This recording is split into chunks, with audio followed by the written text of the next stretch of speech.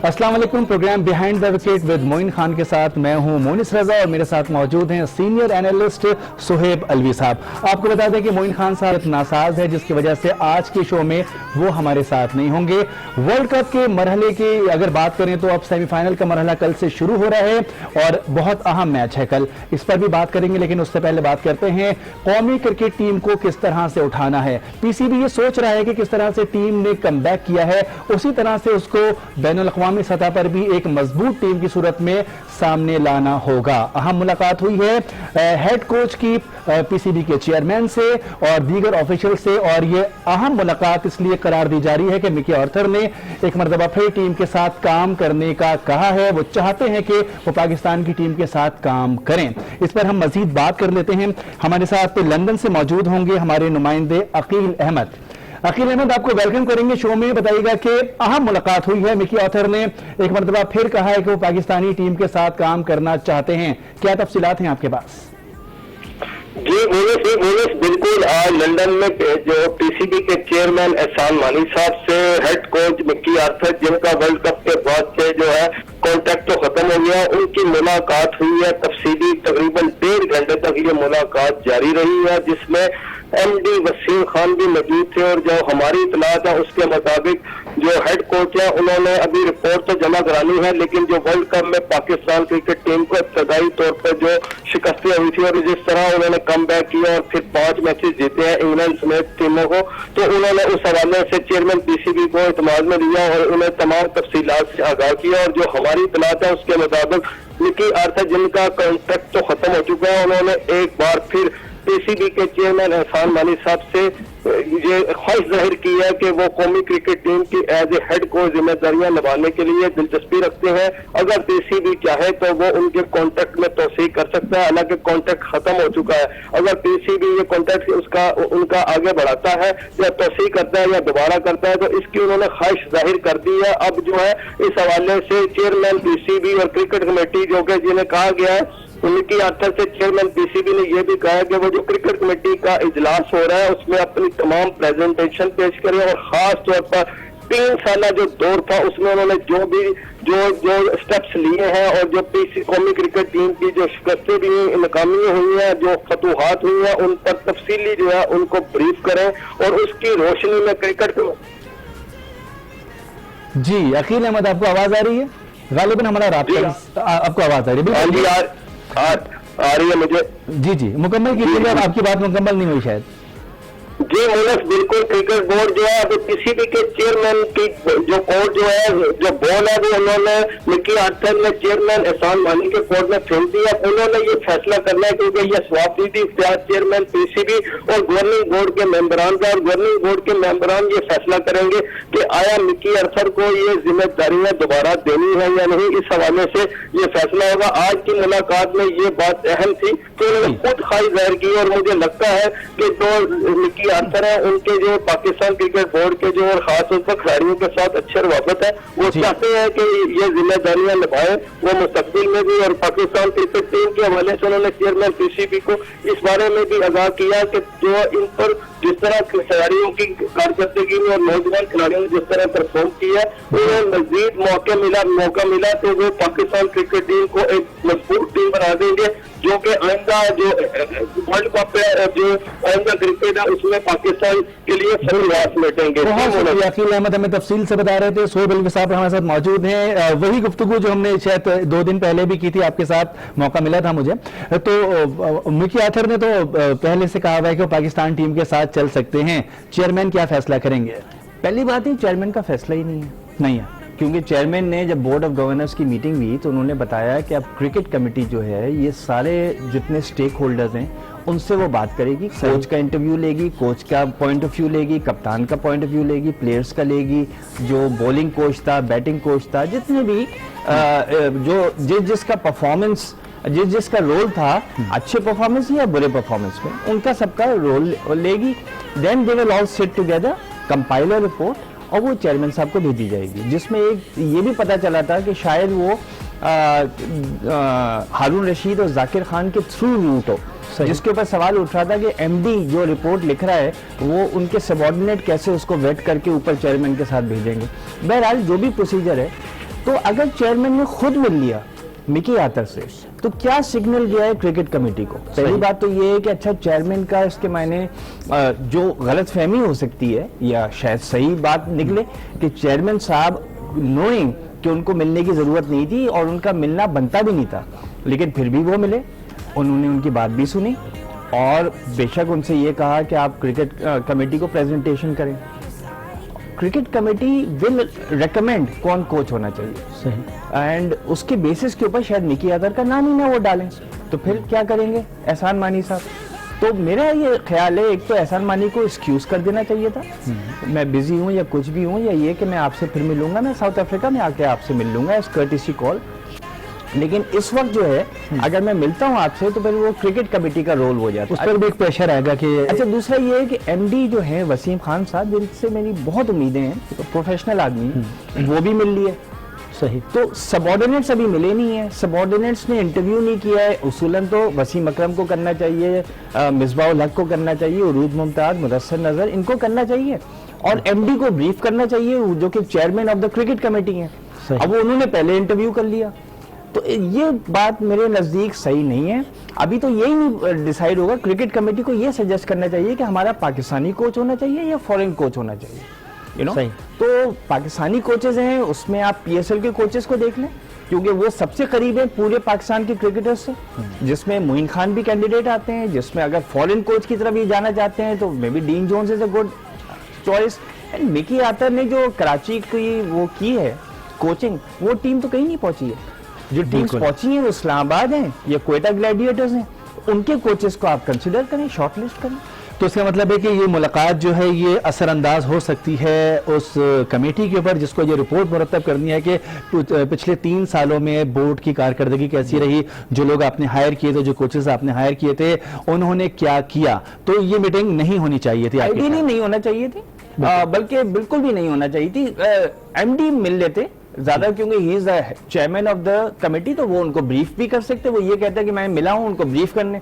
Chairman having heard him, उसमें अगर उन्होंने कोई ऐसी बात कह दी है which is sympathetic to Mickey Arthur कि yes Mickey, I think you are right, हाँ मिकी ये आपकी बात सही थी, और साथ में बैठे हुए वसीम खान जी, तो वो सोचेंगे यार चेयरमैन का टिल्ट है कोच की तरफ। अब अगर मैं मिकी आतर को नहीं रेकमेंड करता हूं तो उनकी इंसल्ट हो जाएगी। ये नहीं कि वो दब के करेंगे या डर के रेकमेंड करेंगे कि चेयरमैन साहब मांग रहे हैं। एक होता है कि यार चेयरमैन साहब who is such an intelligent person, he seems to be tilting toward Mickey Arthur again, right, तो बायस हो जाएगी क्रिकेट कमेटी। बिल्कुल जी, ये इस पर तफसील से सोहेब अलवी साहब ने बात की है। थोड़ी सी बात कर लेते हैं शाहिद खान आफरीदी की, जिन्होंने कहा है कि टीम की हिकमत अमली सही नहीं थी, परफॉर्मेंस शुरू में ठीक नहीं थी, आखिरी 4 मैचेस में अच्छा परफॉर्म किया, लेकिन टीम को जो रेस्ट करने का मौका दिया गया वो देना नहीं चाहिए था। उन्होंने अपनी हिकमत अमली मुकम्मल नहीं की हुई थी। शाहिद आफरीदी खुलकर बात कर रहे हैं। नहीं, सही कह रहे हैं, बिल्कुल सही कह रहे हैं, और हम सब ने ये कहा है, मोइन ने ये बात की है इन प्रोग्राम्स में बार बार की है कि ये आपने जो ऑस्ट्रेलिया के खिलाफ जो 5 ओडीआई आई, उसमें आपने ऑफ ऑल पीपल कप्तान को बिठा के 5 सीनियर प्लेयर्स को बिठा दिया। सही, तो वो जो हम आहंगी होती है सारे प्लेयर्स के बीच में, एक दूसरे की अंडरस्टैंडिंग होती है, किसकी क्या स्ट्रेंथ्स हैं, क्या वीकनेसेस हैं, एक दूसरे से वो मिलते हैं, एक दूसरे से टिप्स लेते हैं। और वो भी नहीं हुआ, सरफराज अहमद ने कहा जी आप कुछ नए लड़के ट्राई कर रहे हैं, फॉर एग्जाम्पल आबिद अली, और मैं भी देखना चाहूंगा, एटलीस्ट मैं ग्राउंड टूर में होऊंगा तो मैं देखता रहूंगा उनका, नहीं आप टूर पे भी नहीं जाएंगे। और आपने शोएब मलिक को कप्तान बना दिया, वो एक और सिग्नल गया सारे टीम्स के मेंबर्स, सवाल उठ गया कि भाई कैप्टन होंगे, शोएब मलिक कप्तान होगा वर्ल्ड कप में, तो इसकी सुनो। अब उसने पता नहीं उन 5 ओडीआईस जो खेले उसके दौरान उसने क्या अपनी स्ट्रेटेजी बताई कि ये होना चाहिए, वो होना चाहिए, ऐसे होना चाहिए, और तुम्हें होना चाहिए, तुम्हें और उसको नहीं होना चाहिए। अब वो एक चुलबुली मच गई। और वो जो टीम को एक आदत थी कि अभी लीडर कौन था और एकदम से चेंज हुआ, और फिर आगे ये भी कहा गया कि नहीं आगे जाके सरफराज ही होंगे, तो ये बड़े कंफ्यूजन थे। वो बिल्कुल बात सही कह रहा है। वी वर ऑल शॉक्ड कि इंग्लैंड की जब टूर अनाउंस किया तो इन्होंने वर्ल्ड कप के प्रोबेबल्स अनाउंस कर दिए, वो भी 15 थे, और वही इंग्लैंड जाएंगे। ये तो इंग्लैंड में जाके भाई कहा कि इसमें चेंजेस भी हो सकते हैं। अब चेंजेस कैसे हो सकते हैं? वहाब रियाज को, क्योंकि आप उन 4 अपने 15 प्लेयर्स को ले गए एक्लिमेटाइज करने। अब आपने वहाब रियाज को बुला लिया जो रमजान क्रिकेट खेल रहा था यहाँ पे, उस लेवल का क्रिकेट में वो रिलैक्स था, उसने कोई फिटनेस भी खास नहीं की होगी, 3-4 ओवर करने होते हैं, 2 ओवर भी करके बंदे बाहर बैठ के चाय वाय पीने लगते हैं, वो तो इस तरह का माहौल होता है। अब उसमें आप एकदम से ले आए। अब डिटेल्स हैं जो अगले प्रोग्रामों में डिस्कस करेंगे, और मोइन भी इंशाल्लाह में ज्वाइन कर लेंगे कल से, कि भाई क्या परफॉर्मेंस रहा प्लेयर्स का, और ये जो हमने लास्ट मिनट एडिशंस डिलीशंस किए, इससे इम्पैक्ट क्या आया टीम पे? मेरे ख्याल में बिल्कुल अच्छा नहीं आया। और आप ये देखें कि हमारी फर्स्ट 11 जो थी वो जाके छठे मैच में शायद बनी है, जब हमने न्यूजीलैंड साउथ अफ्रीका के खिलाफ खेला है, उस वक्त आया हाँ यार हारिस सोहेल को होना चाहिए। भाई हारिस सोहेल पहले मैच में था, फिर आप 4 मैचेस के लिए शोएब मलिक को ले आए, फिर आप हारिस सोहेल को ले आए। सो टोटली अनसर्टेनिटी थी।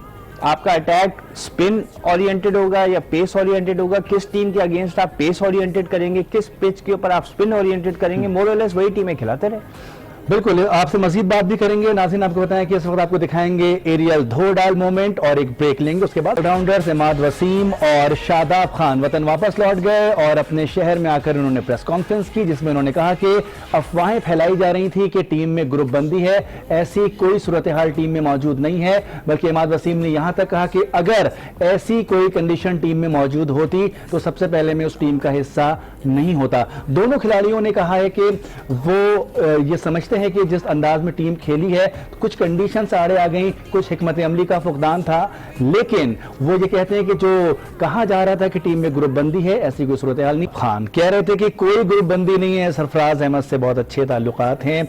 हम देख रहे हैं कि सरफराज ने भी प्रेस कॉन्फ्रेंस की, आज इन दोनों ऑलराउंडर्स ने भी प्रेस कॉन्फ्रेंस की।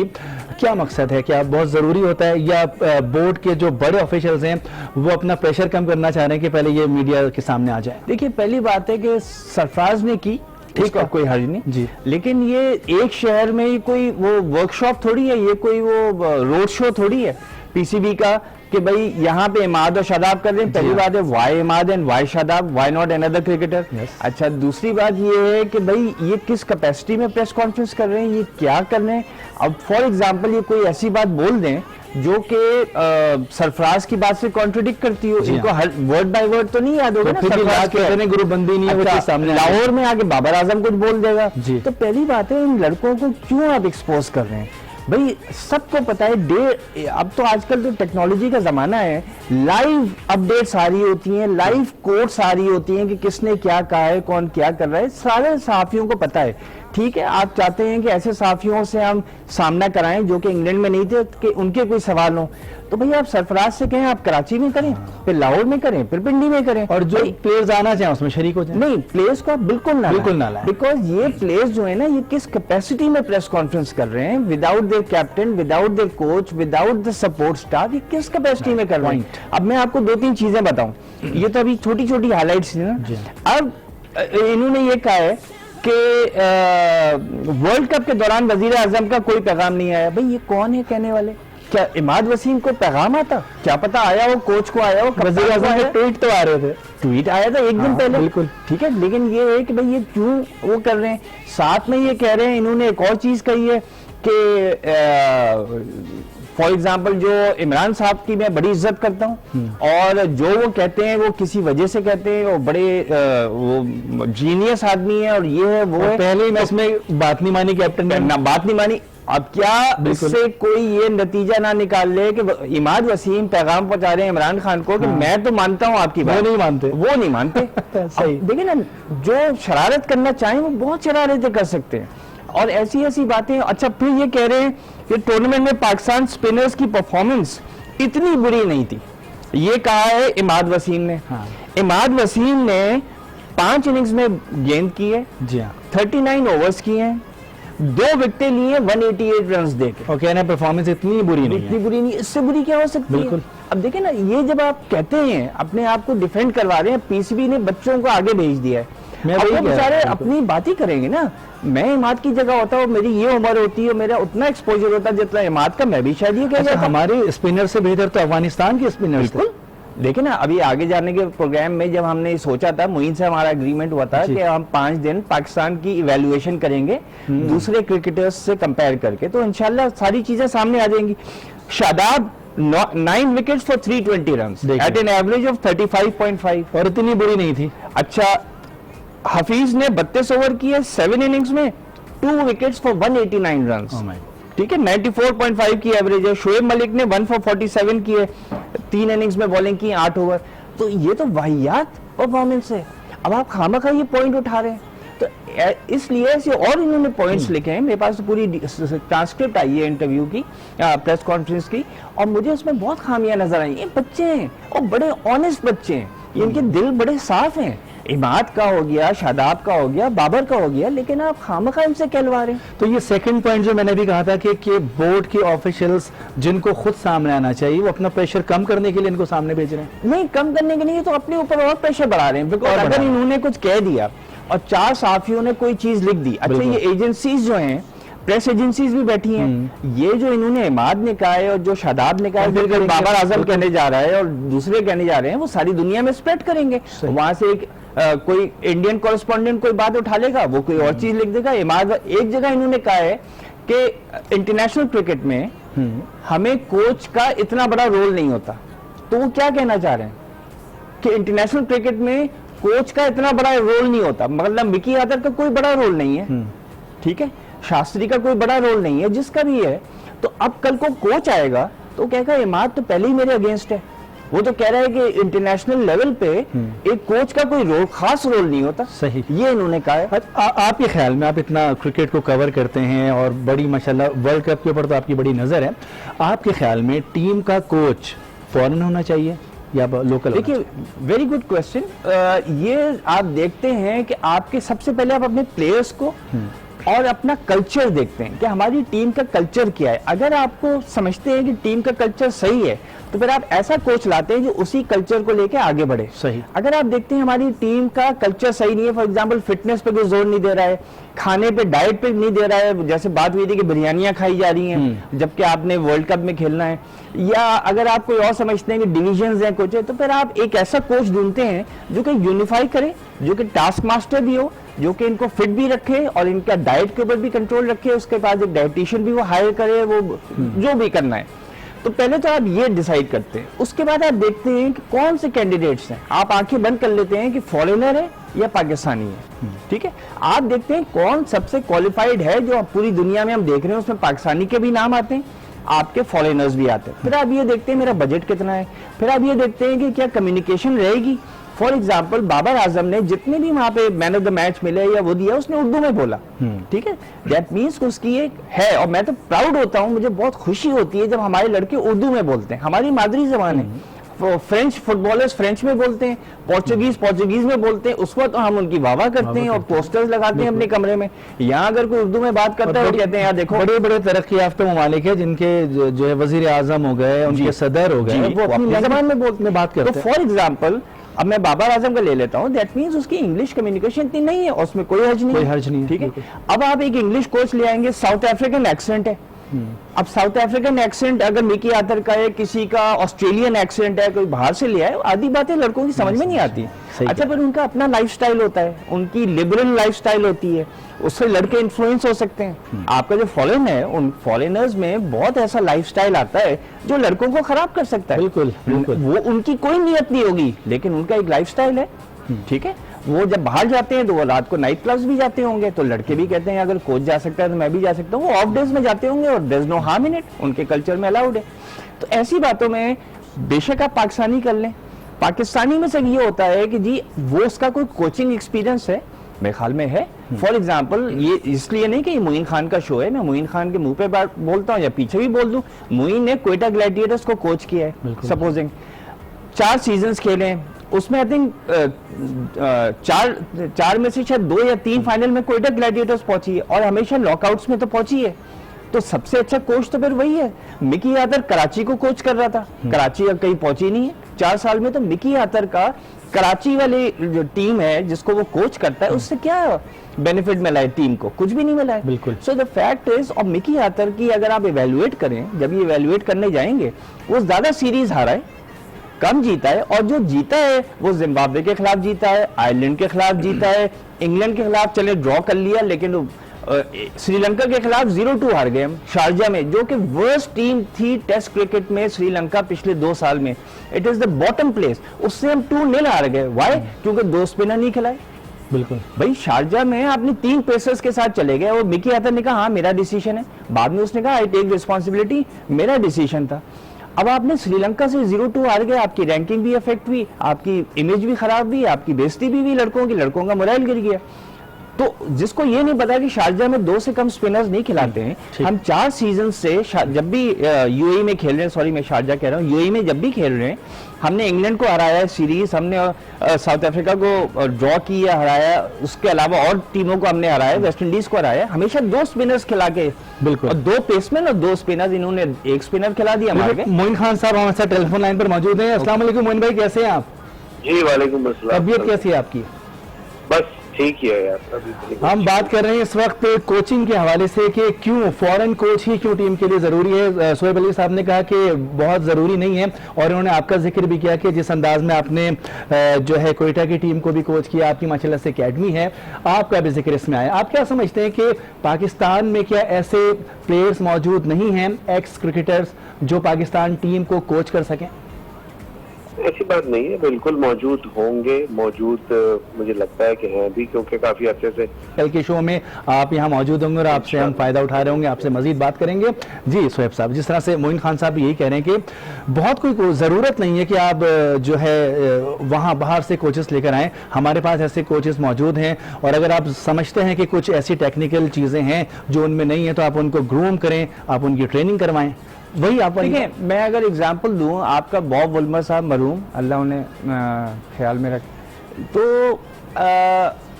उन्होंने हमें कौन सा वर्ल्ड कप जिताया, सही, कौन सा बड़ा टूर्नामेंट जिताया? 2007 में, वो 2004 में आए, 2007 में वर्ल्ड कप में गए, हम 2 मैचेस हार गए, 3 में से इंक्लूडिंग आयरलैंड, और हम वर्ल्ड कप से बाहर हो गए।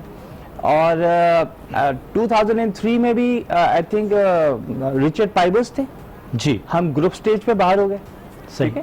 अच्छा, उसके बाद आप फॉर एग्जांपल जेफ लॉसन को ले लें। जेफ लॉसन को किसी स्टेट टीम ने, he was an Australian, Australia के किसी स्टेट साइड ने उनको कभी कोचिंग के लिए नहीं रखा था। He came here and became the national coach of a national team, ठीक है। कोई प्रायर एक्सपीरियंस ही नहीं था, वो 1.5 साल बाद वो भी चले गए। अच्छा, उसके बाद ठीक है, उनका एक ये था कि उनकी जो पहला ही असाइनमेंट था वो वर्ल्ड कप, वर्ल्ड 2020 इनॉग्रल जो था 2007, वहां ले गए थे, वो वहां पाकिस्तान फाइनल तक पहुंच गई। लेकिन वो 3 महीने पहले आए थे, उनका क्या इसमें वो होगा, वो तो ऑब्वियसली लड़कों ने किया, छोटा मोटा होगा भी उनका, नाइस मैन, इंटेलिजेंट पर्सन, लेकिन कोई कोचिंग का एक्सपीरियंस नहीं था।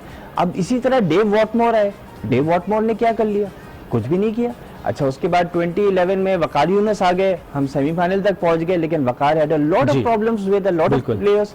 अब ये हैं मिकी आर्थर, मेरे ख्याल में अगर हम श्रीलंका में वो एक फील्डर थिसारा परेरा अगर वो मिड ऑन पे कैच कर लेता सरफराज का, तो हम तो सेमीफाइनल में नहीं पहुंचते। बिल्कुल, तो इसलिए we have to see the ground realities, what have the foreign coaches done for us. हमारे पास ऐसे प्लेयर्स मौजूद है। बिल्कुल, अब इस वक्त आपको दिखाते हैं ऑल पर्स फॉलो।